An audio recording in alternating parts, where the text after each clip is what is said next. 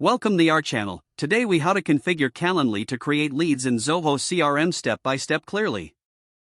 First, log in to your Calendly account. Navigate to the event type you want to configure. Click on the Edit button for that event. Scroll down to the Invitee Questions section. Here, you can add custom questions to gather lead information. Add fields for name, email, and any other relevant details. Next, open a new tab and log in to your Zoho CRM account. In Zoho CRM, go to the Settings option. Select APIs from the menu. Generate a new API key if you don't have one already. Copy the API key as you will need it for integration.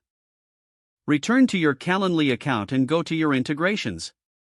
Find the Zoho CRM integration and click to set it up.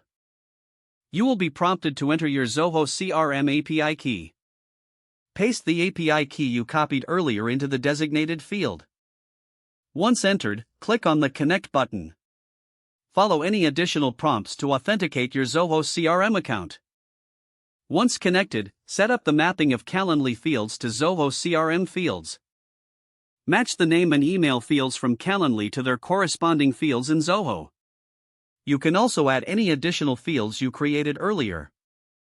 After mapping is complete, save your configuration.